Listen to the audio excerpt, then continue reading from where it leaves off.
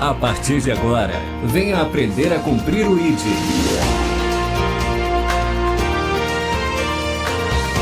Está no ar. De segunda, Jesus vive. Apresentação: Temer Saad. Fala, meus amigos. Tudo certo ou não? Já agradeceu hoje, Helder? Agradecendo sempre, hein? Já agradeceu hoje? Sim. Tem que agradecer. Simone, tem que agradecer todos os dias. Hoje eu estou recebendo aqui a nossa irmã Roseli Girardi. Eu acho que tinha que chamar ela de pastora, Helder. Não, chama não. Não pode, né? Vamos ver isso aí, né? Vamos fazer essa reivindicação. Pastor Eros, vamos ordenar a irmã Roseli. Não, Roseli mesmo. Mãe de Vivian, André, Felipe, Lucas, Bruno e Marcos. A gente tem que pegar fôlego e tanta gente que é. 72 anos de idade, 50 anos vai fazer de casado com o pastor Eros. Sim. 55 anos de fé. Se o pastor Eros não fosse meu pastor, eu ia falar que vou dar um troféu para ela, mas aí eu tomo um banco, hein, Helder? Já pensou? Líder do Ministério das Mulheres, uma reunião famosa, Helder, acontece toda segunda-feira às 19 horas. Sim. Roseli, obrigado pela sua presença aqui. Eu avisei ela com muita antecedência ontem, às 8 horas da noite. Falei, te quero lá. E olha, por coincidência, a Virusca que me alertou sobre isso, o mês de março, que se comemora o Dia Internacional da Mulher, foi um mês só de mulheres no podcast. Uau! Olha, foi uma então coincidência. Foi o melhor mês. Foi, não foi? Isso foi uma coincidência, espiritual, porque mas a gente não planejou. A gente não planejou, deu certo. Que legal. Eu costumo perguntar para todos que vêm aqui, porque eu acho que é uma oportunidade de um testemunho de fé, né? Sim. Como que foi o encontro com Jesus? Então, para contar isso, eu tenho que começar um pouquinho da minha história. Fique à vontade. Eu realmente, desde pequenininha, eu tinha 5 anos, quando minha mãe se converteu, que ela perdeu um bebê, quase morreu e tal. Ela era hipercatólica, eu ia na procissão com ela, era todo um ritual, assim. E aí, quando ela percebeu que se ela tivesse morrido, ela não seria salva, ela não tinha certeza de salvação, apesar de ser super envolvida nas coisas da Igreja Católica. E uma vizinha cristã, a necessidade de você acolher as pessoas próximas, começou em casa e tal, cuidar dela, falar com ela, e mostrou a Bíblia, e ela ficou encantada, se converteu. Então, com 5 anos, eu passei a participar da Igreja Metodista do Brasil. Eu morava em Presidente Venceslau, perto de Presidente Prudente, lá perto do Mato Grosso. E foi, assim, uma história de envolvimento. Eu sempre gostei muito de música, eu fazia piano, eu tocava na igreja, eu me envolvia com as crianças, tinha coralzinho infantil e tal. Mas com essa idade tão pequenininha assim? Não, já começou com 5 anos, com 9 eu já tocava. E aí eu comecei a me envolver, eu era criança, dava aula para criança, tanto que eu gostava, por isso que eu fui ser professora.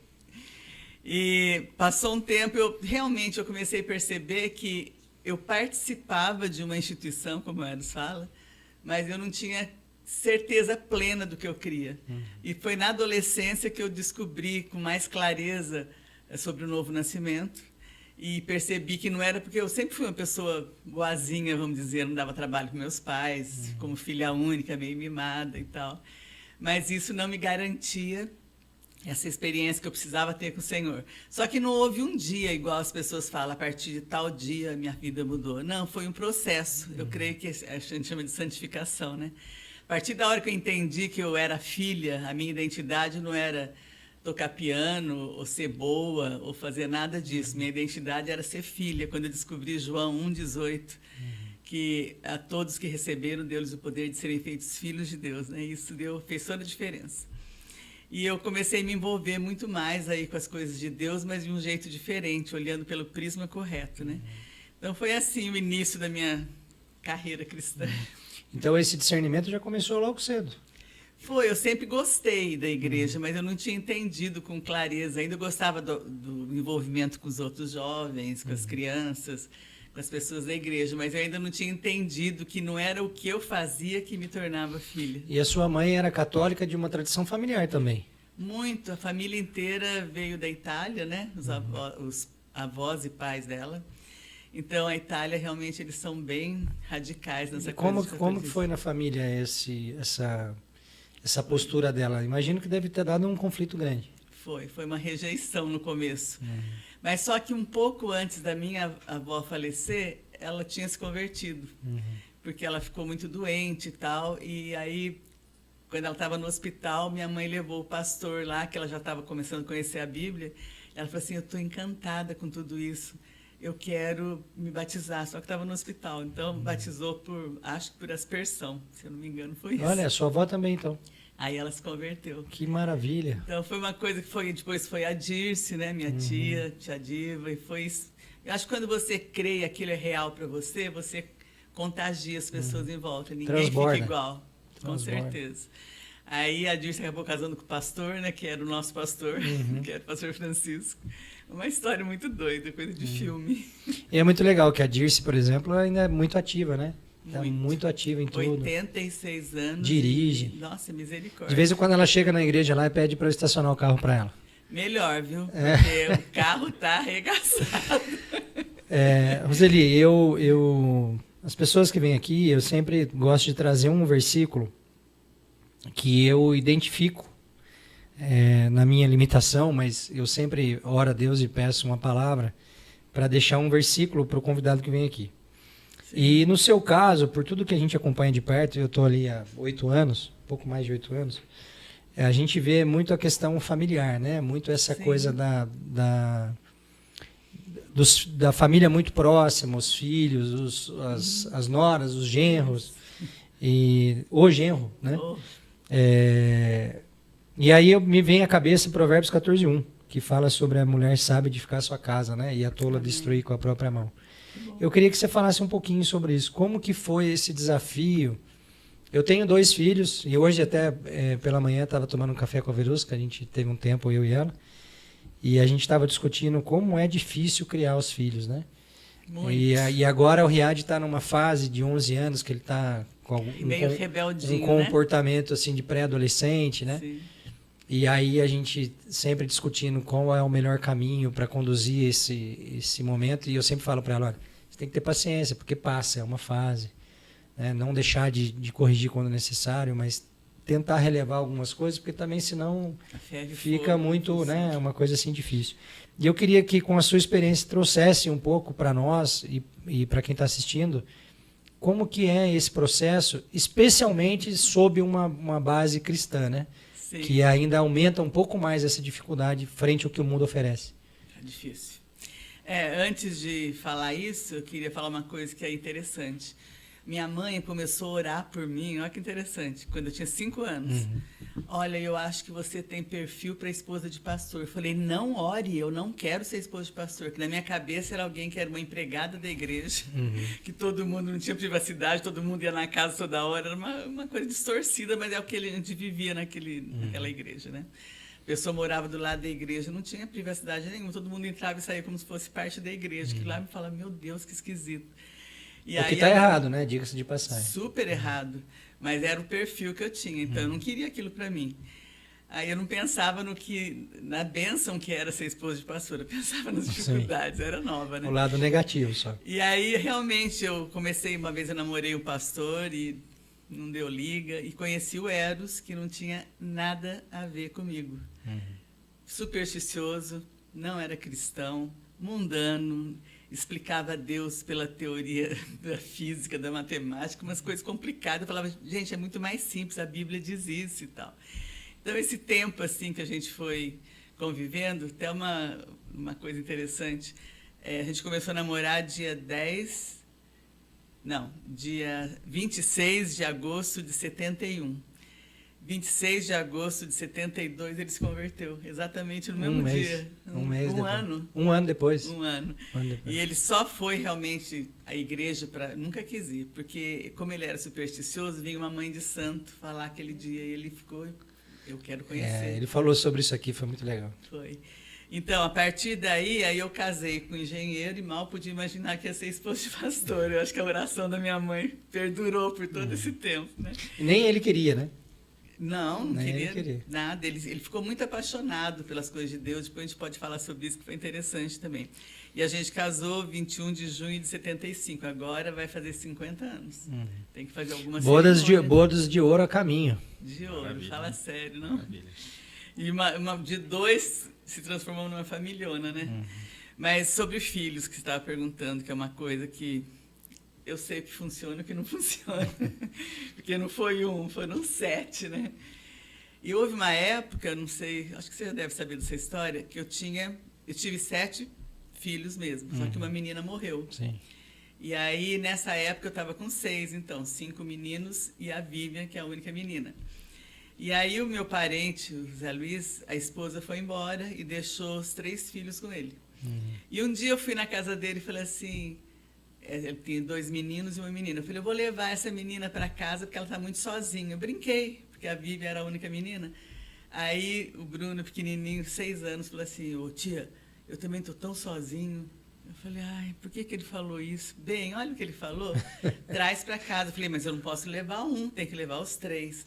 Aí ele me falou isso que eu achei incrível. O mesmo Deus que cuida de 6, cuida de 9. Isso é fé. Foi. E aí foi uma loucura, gente. 5 escolas diferentes, era muita comida, era tudo de muito. Eu dava risada até, porque tinha um dia tarefa de geografia hoje. Aquele monte de crianças, todo mundo fazendo. Hoje é matemática, assim a gente ia, sabe? Mas meu pai e minha mãe me ajudaram muito por ser filha única, né? Tinha os 2 à disposição, então foi, senão não ia dar conta mesmo. Agora, como fazer com aquele monte de moleque? Eram 7 meninos e 2 meninas. Depois, mais para frente, o pai casou de novo e eles foram o pai.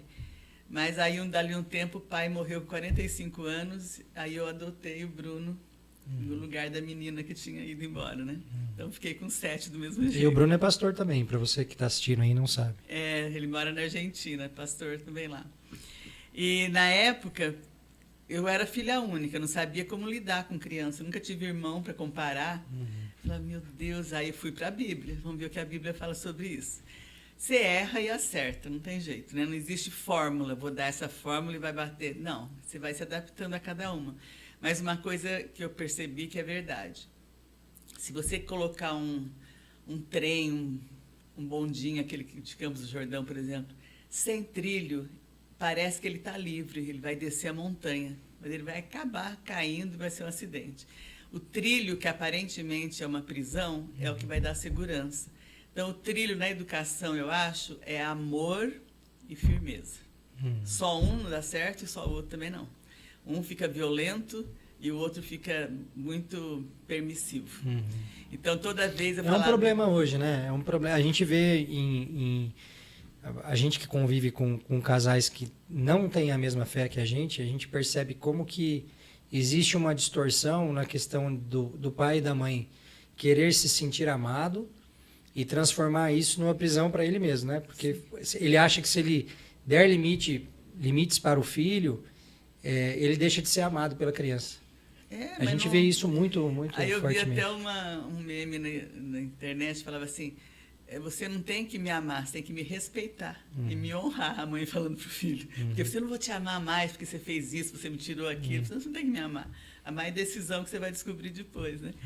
Mas era assim, muito difícil, conforme o temperamento, você não pode ter a mesma atitude com temperamentos diferentes. Isso é uma coisa que eu aprendi também. Por exemplo, o André era bocudo e era de enfrentar. Eu falava, ele respondia, eu falava, ele respondia, e eu nunca tinha corrigido o André. Aí, um dos pastores da época de uma das igrejas que a gente estava, falou assim, olha, você tem que corrigir. Mas como que eu vou corrigir? Eu não sabia. Se toda vez que ele for rebelde, você vai pegar uma varinha e falar, meu Deus, eu não posso fazer isso. Porque para mim era como se estivesse judiando, não era corrigindo. Sim. Depois eu mudei algumas coisas. Tirar coisas eu acho que funciona até mais. Mas não estou dizendo que seja errado corrigir, mas tem pai que espanca, né? Não é isso? Ou desconta sua raiva na criança na hora. Então, eu deixei um lugar bem longe a varinha, e aquele dia eu falei, hoje vai ser o dia. Aí ele foi mal criado comigo, eu falei, André, dá a mão, aqui nós vamos buscar um negócio lá no fundo. Ele foi olhando estranho para mim, né? Quantos anos ele tinha? 7 ou 8, por aí. E a Viviane, mãe da Tati, estava na sala. Eu falei, Viviane, você dá licença que eu vou fazer minha primeira experiência hoje.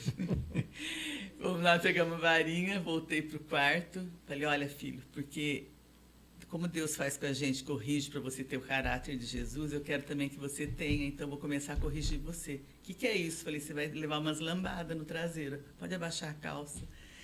Ele ficou assustado olhando e eu dei umas cintadas nele. Ele fez um escândalo. Droga! Bateu a porta na minha cara. Eu falei, você foi de novo rebelde, você vai ser corrigido de novo. Fui lá. Aí ele batia a porta, saco! E assim foi. Eu falei, meu Deus, vou matar esse menino, porque não para. E ele não achava Cristo. Uma hora, a quarta, quinta vez, ela abriu a porta e falou, Viviane, depois ela fala que nasceu de novo. Era nesse padrão. Usou a Bíblia contra a mãe. Esse é o André mesmo. Quem conhece. André, queremos você aqui. Impulsivo, né? Agora, o Daniel já era o temperamento. Então, cada um tinha o seu jeito de ser. Eu não podia fazer em escala, isso que é interessante. Cada filho... Por isso, quando eu estudei com as mulheres dos temperamentos, foi muito legal. Elas conseguiram entender o que é o tanque de amor de cada criança. O que está faltando em uma, não está faltando na outra. A linguagem de amor que eles têm e tal. E é incrível que a gente vê como que são diferentes mesmo, né? Essa questão do comportamento, a gente nota isso claramente. A mesma situação acontece, cada um reage de um jeito, né? Eu me lembro uma vez que o Eros estava desempregado e a gente precisou tirar eles da escola, SAD. E aí era muito caro, depois vou contar alguma coisa das escolas que aconteceu. E aí a reação, reunimos todo mundo, gente, olha, não vai dar para estudar mais escola particular, vai ser, vocês vão para a pública. Aí a reação de cada um, a Vivi acho que estava no primeiro colegial.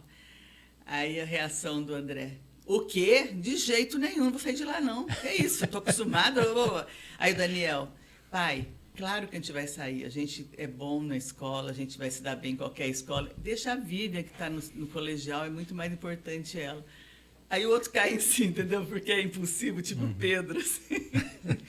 E cada um tinha uma reação, era muito interessante. Então, quer dizer, eu tinha que saber lidar com cada tipo para poder não quebrar ou não ser permissiva demais. O equilíbrio entre o permitir e o proibir. É uma linha muito tênue, né? Tênue. Muito tênue. Muito difícil. Tem alguma experiência dessa fase de criação dos filhos, assim, que te traz à memória a presença de Deus? Há muitas. Eu sempre procurava, acho que é uma coisa que todo pai tem que fazer, né? Transmitir a palavra de Deus, eu contando história e tal, mas o mais que eu acho que mais é forte para o filho é ver você viver o que você falou. Que ele está com a anteninha ligada, né? Sim. Então, eu lembro uma época que o Lucas e o André estavam fora dos caminhos do Senhor, né? A gente nunca desanimou. Tem uma palavra para quem estiver ouvindo. Não desanime. Tudo que você colocou de semente um dia vai florescer. Depende de como você viveu aquilo que você ensinou também. Então, eu lembro... Palavra semeada não volta vazia. Sim. E pode ser que não seja no tempo que você quer, mas vai passar. Eu vejo tantos voltando agora para a igreja, é interessante. Depois de um monte de tempo, parece que não aconteceu nada e aconteceu, né? É que a gente quer tudo fast food, né? Tudo para ontem. E eu me lembro que o Lucas, conversando com os amigos dele, eu nem sabia, ele falava assim, olha, você precisa conhecer meu pai e minha mãe. Tudo que eles falam, eles vivem. Aí os amigos contavam. Eu acho que isso foi uma bênção para a gente saber que a gente... Mas ele mesmo não manifestava. Por enquanto. Não falava para mim, não. Aí ele tinha uma vida dupla, né? Até o dia que levou uma cacetada e voltou para o Senhor. Mas não adianta, quando a pessoa ainda não tem essa convicção, se ela ficar na igreja ou participando, ela vai ficar mais como... participando de um clube, uma instituição. Tem que ter aquele momento X mesmo que ela tem. Ela entende o que é salvação e ela se volta para o Senhor. Aí fica tudo para trás, né? Isso foi bacana. E como que se deu essa transição desse encontro com Jesus lá atrás, a escolha do pastor Eros como marido? Fala um pouco sobre isso. Porque ele sendo alguém que não era do meio cristão, como que foi esse período? Minha mãe quase teve parto, né? Roseli. Porque foi assim, uma coisa doida. Ele foi levar um papel na minha casa, eu nunca tinha visto. Ele é de Itapetininga, então ele morava numa república e ele e o Zé Luiz, que é um tio meu, eles faziam apostila, sabe na época do mimeógrafo? Antigo. Fazia apostilas da aula de engenharia e vendia para os alunos que tinham preguiça de copiar. Então, aquele dia o Zé Luiz não foi trabalhar e ele descobriu onde era a nossa casa, ele foi lá levar. Aí, quando eu olhei, eu que atendi a porta, achei ele muito simpático, ele era tímido, acredita? Não parece? Ficava vermelho quando falava, que louco. E aí eu conversei com ele rapidinho e tal, entrei, minha mãe falou, quem estava aí? Eu falei assim, nossa, um rapaz que eu gostei dele. Mãe, eu vou casar com ele.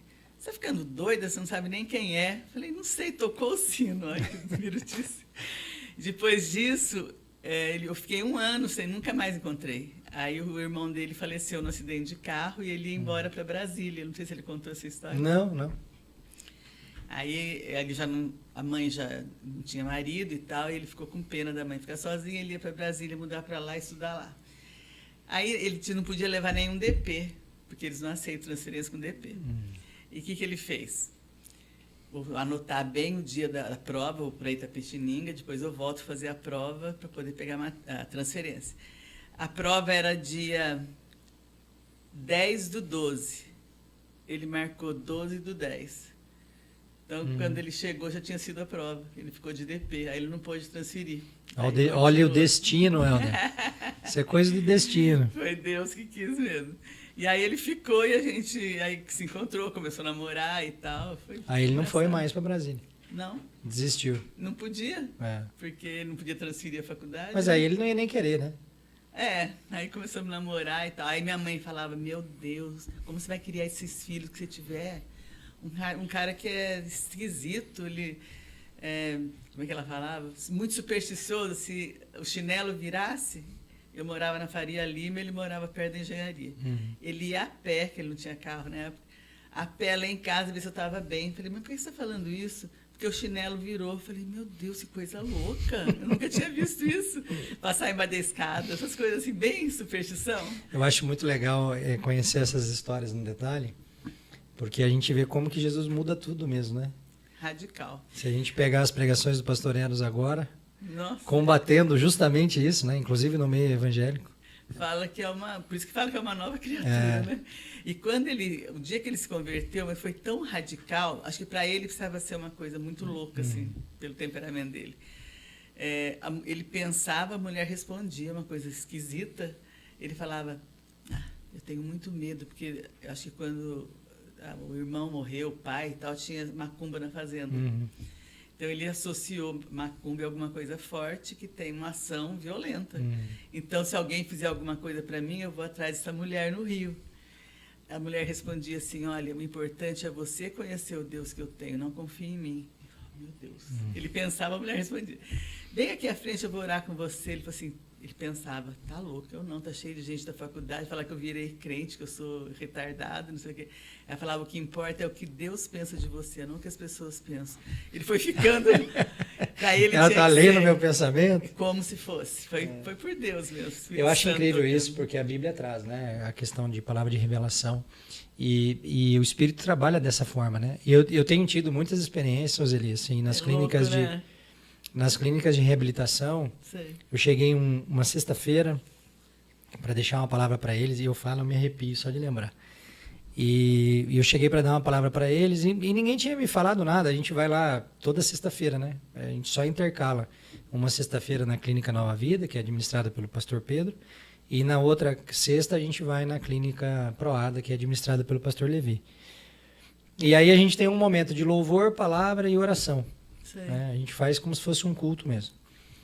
E aí, quando eu cheguei, o Espírito falou comigo assim, a casa está dividida em 3 facções. Gente. E eu tinha levado uma palavra e na hora ali eu tive o discernimento de mudar, porque eu precisava falar sobre unidade, né?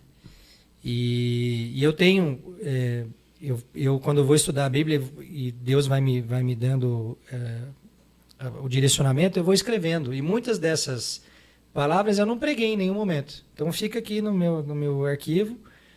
E aí ali na hora, enquanto o pessoal estava montando o louvor, eu comecei a procurar uma palavra que falava sobre unidade, achei. Falei, então vai ser essa aqui hoje, né?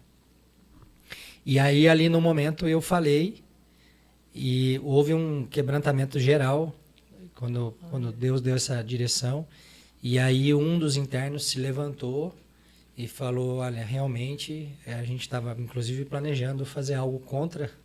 Eles já estavam matutando fazer algo fisicamente contra o outro interno. Então, você falou, e ele falando isso em lágrimas, assim, falou, quando você tocou nessa mensagem, Eu queria pedir desculpa. Aí ele levantou, atravessou o salão, foi lá, deu um abraço. Gente, olha E aí o outro não recebeu, sabe? Não recebeu bem. Ai, ai. E aí teve a oportunidade de voltar para mim. E aí eu falei, olha... Aí eu comecei a ministrar sobre perdão. Perdão, né? Então, assim, o Espírito, ele move mesmo, né? A gente que é incrédulo e não acredita. Aconteceu um negócio engraçado, assim, interessante uma vez. Apareceu uma mancha no meu fígado. E como o André lida muito com coisa de câncer, eu falei assim, mãe, pode ser câncer, tem que fazer outro exame. Eu falei, eu estava tranquila, mas ele falou de um jeito que eu falei, nossa, pode ser câncer. Aí fui fazer uma tomografia e tal. E você fica ansioso esperando a resposta, né? Não que você não confie. Sim. Também, se morrer, morreu. Se ficar, ficou. Mas a gente fica não querendo passar pela situação que você está vivendo. Aí eu estava no carro, eu estava assim, meio quieta. Eu falei para o Eris, bem, vou ver o que Deus tem para mim aqui. Bobeira.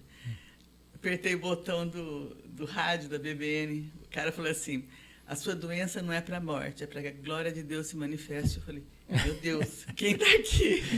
São coisas tão bobas, mas para mim foram respostas. É que o Espírito te entrega o que você precisa naquele momento, eu né? fiquei tranquila e não era Esse nada. é um ponto realmente. que Deus é tão amoroso que ele, mesmo na nossa criancice, ele responde, né? Responde. Às vezes até quando, no começo da carreira cristã, tirava sorte na Bíblia, saía uns versículos muito em cima do que eu precisava. É incrível, incrível. Não Eu é tenho, o estilo se que eu fosse a gente tem que contar essas experiências, desde quando o Espírito me visitou em casa, em final de 23, e eu obedecia ao que ele mandou fazer, as experiências dali para frente foram absurdas, assim. Ninguém entende às vezes, né? Não entende. Porque é uma coisa sua e ele, né? Pessoal. Não, a gente via assim a mão de Deus na nossa vida milhares de vezes. Eu estou escrevendo, mas não consigo terminar o bendito livro, que eu quero colocar todas essas histórias, sabe? Que eu acho que é um legado para Não. as E é outras legal, porque gerações. assim, eu escrevi, né? Tem o eu livro que o tenho Lucas essa- prefaciou sem ler, nem tudo se cumpriu, por isso que eu não publiquei ainda. Mas ele está impresso. Ah, é? Ele está impresso e guardado. Que legal. E eu vejo hoje acontecendo coisas que ele me falou lá atrás. Bacana. Só que a gente também tem que entender que quando Deus fala algumas coisas, você tem que caminhar em direção àquilo, né? Sim. Se você ficar parado sem fazer nada, Sim. não vai acontecer. Não valeu. Não valeu vai nada. acontecer de nada. Verdade. E como que dessa história de encontro com Jesus, casamento com Eros, criação dos filhos, como que isso tudo se transformou num ministério? Porque lá se vão muitos anos, são mais de 30 anos, né? Sim, eu acho que o primeiro ministério é a família. Eu jamais conseguiria ter qualquer ministério a nível de igreja se eu tivesse uma família desestruturada. Isso sempre foi na minha cabeça, porque é assim, como filha única, eu amava gente. Então eu levava aquele monte de jovem para minha casa. Minha casa sempre estava cheia, porque eu gostava de gente. Aí, quando a gente foi casar, até eu me lembro que tinha uma mesa meio grande. Ele disse, você não acha essa mesa grande para nós dois? Mas eu vou encher de criança. Eu queria ter bastante filho. Com 29 anos, eu tinha 5 filhos. Doida, né? Mas era assim, o André tinha 6 meses, engravidei do Daniel. O Daniel tinha 8 meses, engravidei do Felipe. Foi uma loucura. Mas sobrevivi. Mas aí até eu achei interessante, tivemos uma palestra com aquele Ojeda, que já faleceu, que ele falava sobre casamento, sobre filhos. E alguém perguntou para ele, existe alguma direção de Deus de quantos filhos o cristão deve ter? Ele falou, tem. Todo mundo ficou esperando, porque todo mundo quer uma orientação, Sim. né? Você pode ter quantos filhos você puder levar a Cristo. Se puder levar um, tenha só um. Se puder levar 10, tenha 10. Porque a provisão, quem vai dar é Ele. Não é tendo um ou tendo 10, é dependência dele. Então, eu achei isso uma coisa interessante. Então, sempre que eu podia lembrar do sonho que eu tinha de ter uma família estruturada, pensando, nunca pensei no ministério à frente, assim, não, mas sempre trabalhando na igreja, sempre a gente teve, né? Sempre servindo. Sempre. Mas foi uma longa história, né? Porque nós saímos da igreja, nós estávamos na Igreja Metodista do Brasil. É uma coisa tão interessante quando você tem uma experiência com Deus, você quer tanto agradá-lo que você às vezes até extrapola de querer fazer coisa para agradar, uma coisa infantil até, Sim. mas Deus conhece o coração da Eu gente. falei sobre isso no café hoje com um casal de amigos que estavam sentados com a gente. Encontramos por coincidência. E eu não sei o que ela falou sobre serviço. Eu falei, olha, a gente só tem que tomar um cuidado, porque Deus não precisa do nosso serviço. Né? Sim. Ele não vai nos amar mais ou menos se a gente serve ou não. É um privilégio. É um da privilégio, gente, é uma né? oportunidade, né? Sim. Aí, então, quando eu... Por que eu estou contando isso? Sobre o ministério. Então, eu queria... Quando a gente saiu a gente estava na Metodista, a gente queria fazer alguma coisa. Olha, 22 anos, tudo novinho demais, né? Mas a Metodista foi o maior tempo, né? Do Porque era Brasil, desde sim. criança até... Sim, foi a maior. Até eu casar. Então, até 75 eu era de... Não, mais um pouco. Até 78. E aí nós começamos a juntar todos os drogados possíveis e imaginários que apareciam. Aí, na rua, vários eram malucos de tudo. Só não juntava, mas levava para minha casa. Eu tinha já a Vivian, pequenininha, grávida do André. E um desses, não que ele fosse drogado, mas que ele apareceu na época, foi o Ludovico. Ele fazia parte dessa turma. Gente, aquilo era uma loucura. Eu estava acostumada com família pequena, eu, meu pai e minha mãe, panelinha, e eles tinham muita fome, acho que é por causa da droga, não sei. Eu fazia panela, assim, igual essas que tem na igreja agora, gigante, de sopa. Meu Deus, eles comeram tudo, eu ficava assustada de ver. E era tão doido como é que Deus cuida, né? Tinha, não sei, na época você não vai saber, que acho que você nem lembra, nem era nascido. Tinha um cara que sequestrou um menino que chamava Carlinhos, era um loirinho de cabelo assim. Um deles que estava na minha casa era um dos sequestradores. Mal podia imaginar na minha casa, dormiu na minha sala. Uma coisa que eu tenho aprendido, Roseli, assim, eu até comentei com o pastor Enos aqui quando ele veio, independentemente do perfil desse pessoal que está na rua, porque tem de tudo, né? Sim. Tem de tudo. Tem gente que está por opção, tem gente que está por desvio de caráter mesmo. Outros necessidades, outros por ocasião, outros por uma desilusão. Tem vários, a gente sabe. Mas independentemente do perfil deles, o que eu noto é que para nós, que de alguma forma estendemos a mão, eles têm um respeito muito grande. Então, talvez por isso que até uma pessoa de índole muito duvidosa não tenha feito nenhum mal, porque eles enxergam, amado, eles né? enxergam na gente algo que eles não enxergaram em ninguém. Sabe o que ele fez uma noite? Ele falou assim: eu preciso dar um voto de confiança para esses meninos. Falei: como assim? Vou deixar eles ir embora com o meu carro. Falei: bem, mas você nem sabe se eles têm carta. O Senhor proverá. Olha que doidice. Dali meia hora a polícia liga: olha, o carro está batido, o cara não tem carta. Oh, meu Deus do céu. A gente fez tanta coisa assim em nome para o evangelho na nossa cabeça, né? Mas o coração estava inclinado para o lugar certo, acertar, né? sim. Aí o bispo da igreja, porque a gente começou a fazer vigília, e era uma gritaria, porque a gente achava que tinha que gritar, porque a gente estava conhecendo uma coisa nova de pentecostal e tal, né? Não da metodista do Brasil, coisa da nossa cabeça mesmo. E os vizinhos chamavam a polícia, foi uma loucura. Aí o bispo falou assim: olha, não está combinando vocês aqui na igreja, porque a gente levava aqueles caras esquisitos para a igreja, porque a gente queria que eles se envolvessem, mas a gente não pensava que as pessoas que estavam lá, uma igreja bem tradicional, que eles iam se importar, né? E se importaram. O que está errado, né? Sim, eu me lembro, inclusão, né? Eu me lembro quando eu fui levar o pessoal da clínica a primeira vez lá na comunidade, o Helder. E aí eu fui conversar com o pastor Eros, né? Sim. Falei: pastor, a gente não tem um espaço para receber eles, né? Sim. E eu queria saber se eu posso trazer. Claro que pode, levava para minha casa. Nossa, e tal. eles ficaram amigos da gente. E agora, domingo agora, o pastor Pedro levou uma turma grande lá. E o pastor Flávio também leva, né? Nossa, eles são super amigos da gente. Se eles não se sentirem amados, como é que eles vão entender o amor do Pai? Se o mais próximo não tem, né? E esse é o principal papel da igreja, né? Sim. Olhar pelos pequeninos. Né? Aí nós saímos da igreja por livre e espontânea pressão. Para onde vamos agora? Menino, não tinha para onde ir. Eu estava acostumada a vida inteira na igreja metodista, né? Aí nós soubemos de um pessoal... Imagino que isso foi uma dor também para vocês, não? Nossa, foi um luto. Porque, infelizmente, algumas pessoas, quando você sai daquela agremiação, não olham mais na sua cara. Olha que coisa ridícula. Porque não tem nada a ver com o evangelho. Né? Nada. O Ed sempre fala que o reino de Deus é como um castelo. Tem uma parede pintada de preto, um quarto, tem outro cor-de-rosa, tem outro branco, tem um grande, tem um pequeno, um baixo, um alto. Você não pode sair do palácio, você pode mudar de quarto. Quer dizer, gente, está no palácio, como assim? Aí, mas a gente entendia e tal. E depois as coisas foram mudando, mas foi assim um baque pra gente, porque todos os nossos amigos eram de lá. Nosso relacionamento ficamos sem ninguém. Imagina. Os dois e aquele monte de drogado. Aí estudamos aqui em Pinda, tinha um pessoal que era da Metodista Avivada, Wesleyana. Falei, vamos atrás desse pessoal, conhecer como que é. Aí a gente foi para... Só que na época era muito costume. Saia, cabelão. E eu sempre gostei de me arrumar, gostei de brinco e tal. Aí a gente foi num congresso para conhecer a igreja lá no Rio. E eu fui como eu era, calça comprida, brinco. Chegou lá uma irmã, eu estava cantando alegre, gostando de conhecer aquilo. A irmã falou assim, a irmã pensa que vai para o céu com esse brinco? Eu levei um susto, falei, meu brinco, mas o que tem a ver com o céu, com o brinco? Eu fiquei confusa.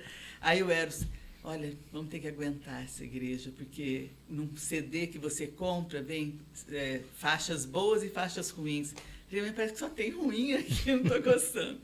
E a gente começou com esses homens esquisitos e mais alguns que saíram com a gente. Começou numa casa que o Eros fazia para vender, que não tinha vendido, lá no Parque Ipanema. A gente começou a reunir lá. Já como igreja mesmo? Ou não? Não, primeiro, pequeno grupo? Pequeno grupo. E aí, de repente, começaram, essas duas pessoas lá do IBAD começaram a frequentar com a gente, apresentar o bispo da igreja, aí a gente começou a ser Wesleyana mesmo. Aí é onde é a padaria hoje. E nesse momento que o Eros foi ordenado pastor ou não? Não, demorou ele era ainda. presbítero. Ele é o membro número 1 e eu sou 2, né? Wesleyana, até hoje está registrado, né? E aí ele trabalhou de pedreiro, tal, compraram o terreno do fundo, construíram, né? Ele fala, meu Deus, eu fiz aquela rampa horrorosa. Mas era a única opção que tinha para subir lá na igreja. A gente tinha os deficientes. Aí depois disso, é o que o Eros fala sempre, liderança é uma coisa muito séria.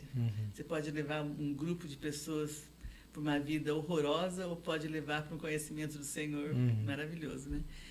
E os pastores, primeiro pastor nosso tinha 21 anos. Novinho, ele estava noivo da filha do bispo. E ele era uma belezinha, mas muito imaturo. Por isso que eu acho que líder não pode ser muito jovem.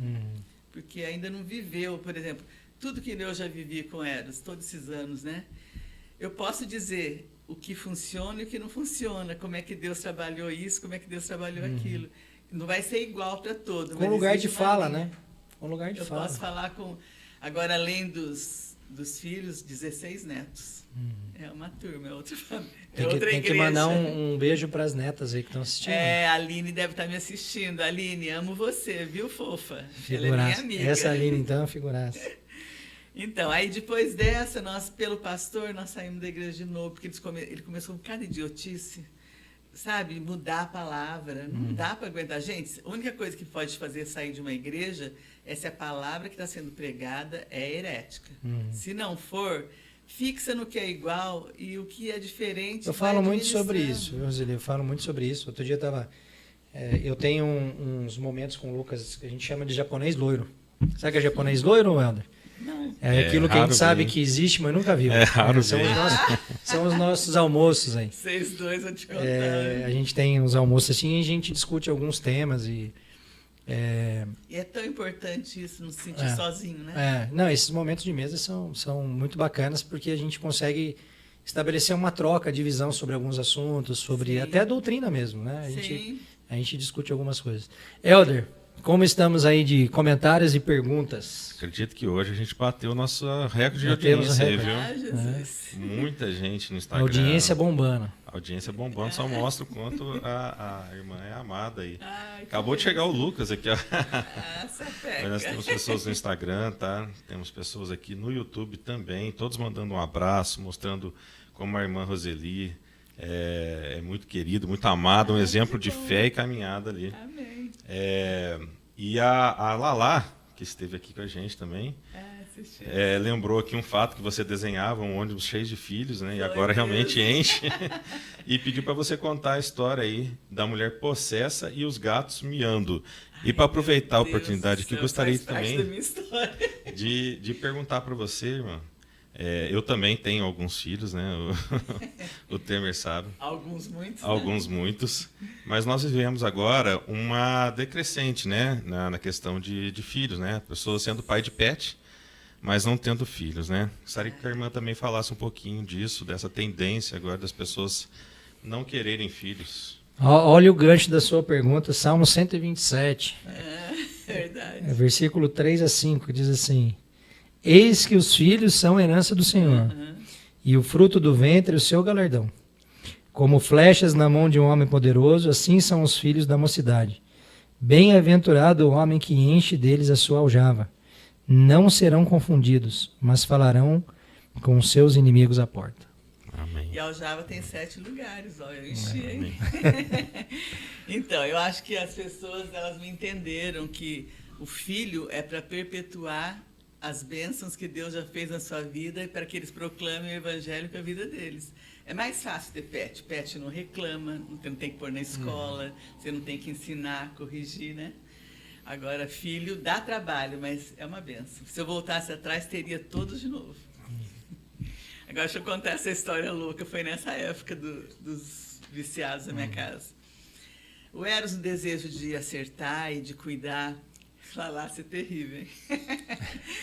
Desejo de cuidar das pessoas. Tinha um casal da Metodista, a gente não tinha saído ainda. E ela tinha umas coisas esquisitas, ela ficava parada olhando assim.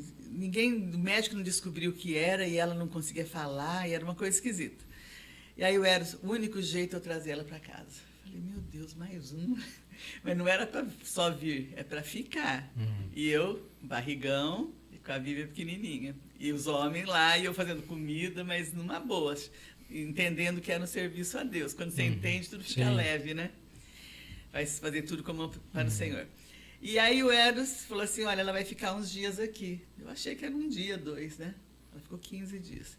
Nesses 15 dias era assim, era um sobrado que eu morava, aqui na Maria Augusta. Ela não conseguia, eu não sei, era uma coisa estranha, ela não conseguia comer, eu dava comida na boca dela. Falava, meu Deus, nunca imaginei dando comida na boca de uma pessoa adulta, mas tudo bem, vamos continuar. Aí quando ela subia para o quarto, eu peguei, tirei a Vivian do quarto, pus no meu e deixei o quarto para ela. Só como era sobrado, a janela do quarto era em cima do telhado da cozinha. Uma coisa muito esquisita, até hoje eu não entendo, quando ela falava lá, ela ficava assustada. À noite, eu tinha lido um livro que é Louvor que Liberta. Só que um jeito de entender muito biruta, né? Então eu falava, nossa, se cantar, a pessoa é livre, mas tudo bem. Ela subia a escada, ela ia se torcendo e olhando para trás para mim, assim, eu falava, ai, tô com medo, ela tá olhando esquisito para mim. Não falava nada. Ia pro quarto. Eu punha o violão do lado da minha cama, barrigão, dormindo. Ela começava a uivar, abria a janela, enchia de gato o telhado, a coisa mais estranha que eu já tinha visto na minha vida. E aí eu pegava o violão do jeito que eu estava, aquele barrigão, começava a tocar e cantar para ver se expulsava, né? Mas foram dias dificílimos, porque eu não tinha experiência nessa área. Orava para expulsar, mas não sabia se era isso, mas era estranho. Até hoje eu não descobri o que era, ela acabou morrendo, sabe? Mas foi uma experiência muito, muito difícil. O mundo espiritual tem muitas coisas que a gente demora para entender, né? Sim. Mas ele é tão real como esse mundo que a gente vive aqui. Esse é o cuidado que a gente tem que ter. Eu achava estranho porque ela era tecladista também na igreja. Então, na minha cabeça, que ainda não tinha entendimento muito claro, alguém que está numa igreja, agora eu entendo que não é estar na igreja, Sim. né? Alguém que realmente conhece o Senhor, eu achava que era estar na igreja. Não pode jamais ser tocada pelo maligno. A Bíblia diz que ele não nos toca porque nós estamos nele, em Jesus, né? Mas não porque você está numa igreja. Exatamente. Então, estava cheio de gente na igreja que... Aliás, tem um monte de igreja que não serve a Deus, né? A gente está vendo cada aberração por aí. Sim. Mas isso é assunto para 3 horas de programa. Então, Aliás, nós vamos trazer as mulheres aqui, viu, Ander? A pastora Oseli já está convidada para falar sobre temas específicos. Vamos fazer uma mesa redonda, mesmo ela sendo retangular. Lembra na época do Covid que a gente fazia na quarta-feira só mulheres? Foi muito legal os temas que a gente usou. O Lucas não vai voltar com o podcast, senão vai fazer concorrência com o nosso aqui. Vamos usar esse espaço. Então, mas aí uma coisa só para terminar, que nós descobrimos depois, que ela tinha uma vida dupla.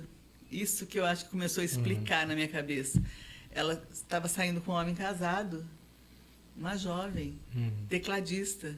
Quer dizer, aí eu falei, meu Deus, ela abriu uma brecha. Primeiro, ela não conhecia mesmo a Deus, que quem conhece não vai se conformar de ter uma vida assim, né? Que é a santificação. Ele vai querer agradar o seu Senhor. Não é porque a igreja proíbe, nada disso. Eu não quero que o meu Senhor fique triste comigo. Eu vou fazer tudo que eu puder para agradá-lo. A Bíblia fala que nós que entregamos a vida para Jesus temos ao nosso redor anjos, mas ao derredor, que é no círculo de fora, nós temos o inimigo querendo nos tocar. Verdade. E à medida que a gente permite, em função do pecado, o inimigo tem a permissão de nos tocar. Então, não ache você aí que você pode continuar vivendo sua vida normalmente, não. Que se você encontrou Jesus, você tem que se posicionar.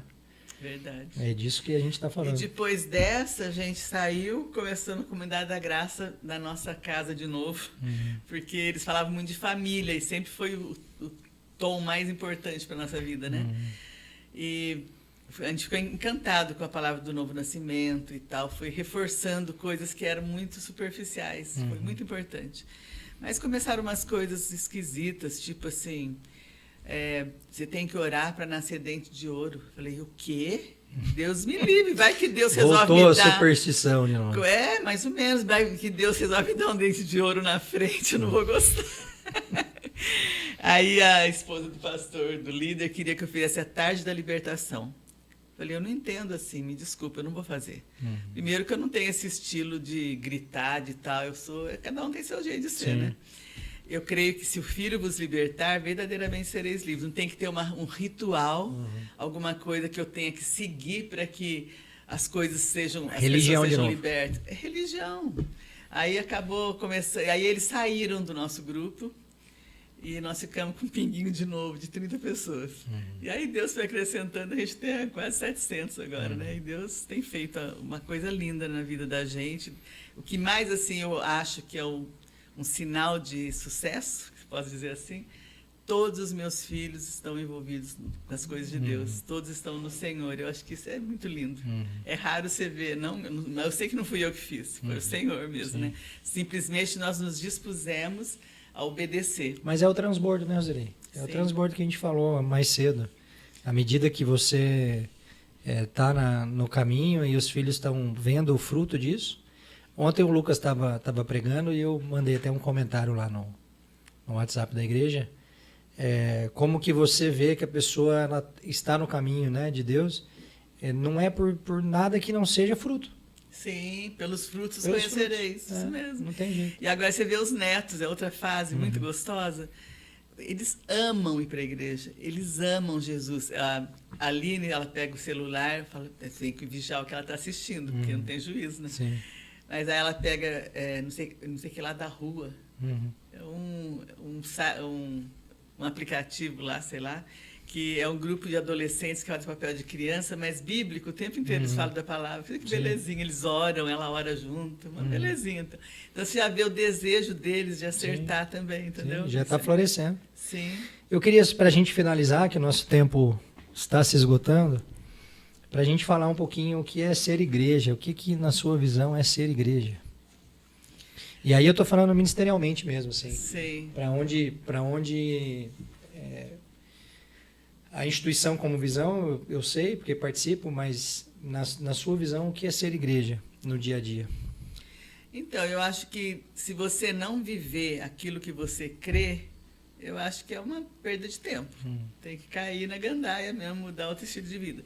Eu acho que ser igreja é aquela pessoa que colocou dentro de si o desejo de não só agradar ao Senhor, mas de contar. É um mendigo que achou comida num lugar, ele precisa contar para o outro onde tem. Mais ou menos isso. Então, quando você entende que ser igreja é você abençoar a pessoa, quando você ama a pessoa, você está amando a Deus. É o único jeito que tem visível de fazer isso.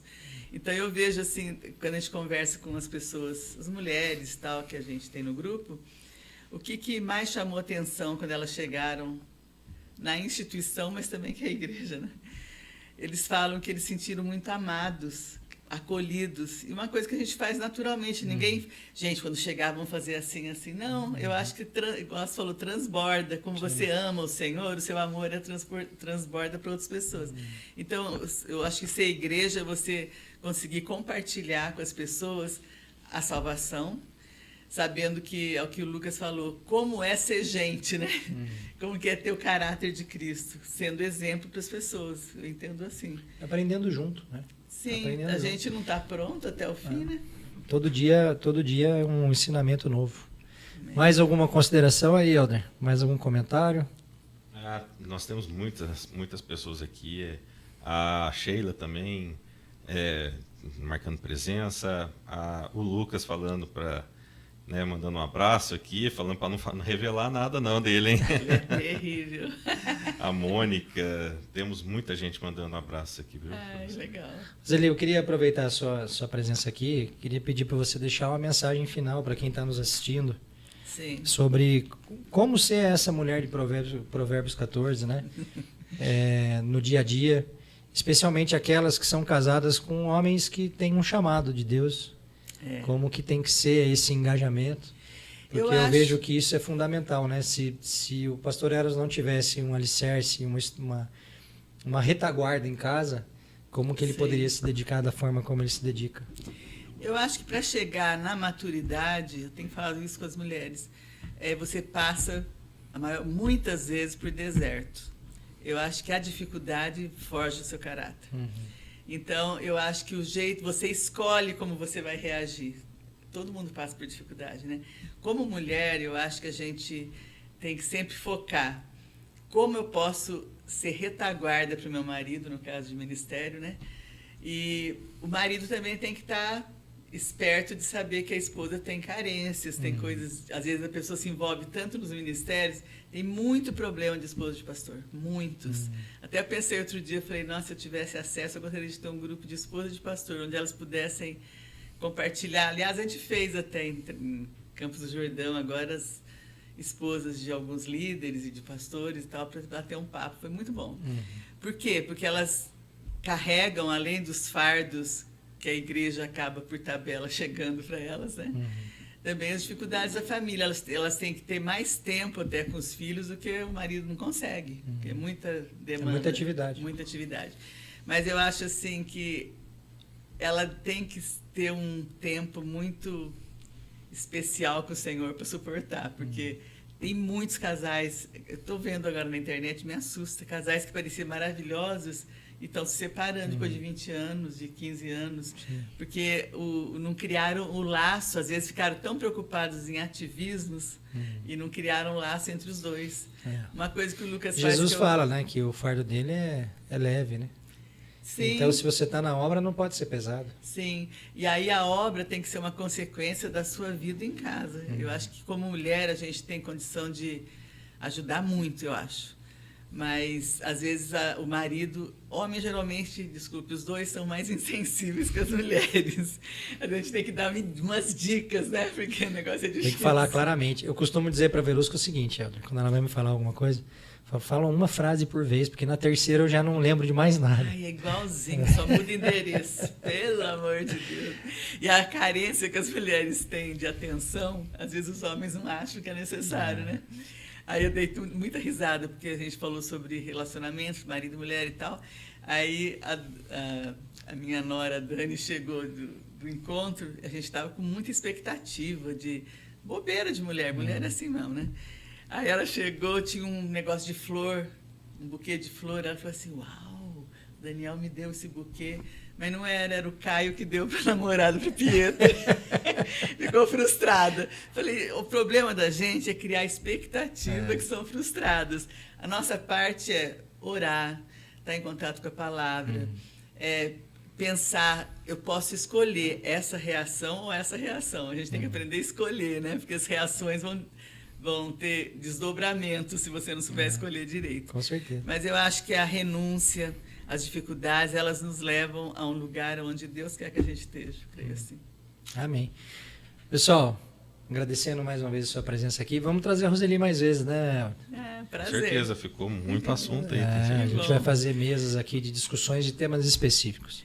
Pessoal, a próxima eu vou falar sobre os desertos que nós passamos, que foram aí, loucos, ó, tem tempo. E o deserto é uma escola, hein? É verdade. E se você está passando por deserto e ficar murmurando, você já sabe que vai durar muito tempo. É verdade, morre no deserto. Morre no deserto. A última vez foi 40 anos, então é melhor ficar esperto. Pessoal, hoje, como de costume, às 18h30 na Praça Barbosa de Oliveira, nossa reunião, nosso culto ao ar livre.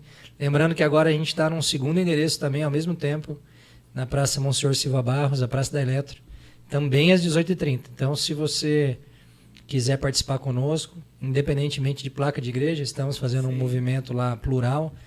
Já temos 6 ministérios envolvidos nas nossas reuniões. Legal. E vocês fazem, um dia estão aqui, outro lá, ou ao mesmo tempo? Ao mesmo tempo, de forma concomitante.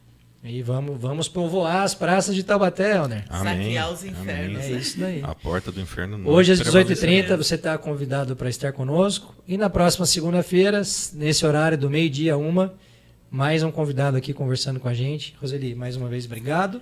Adorei, gente. Ó, Deus título de abençoe pastor é vocês. para ela, viu, Helner? Eu aprendi com o pastor Eros que pastorado não é título, é função. Isso. E se ela cuida de pessoas, É pastor. pastor ela é. Amém? Não Até a precisa. próxima. Tchau, gente. Obrigada.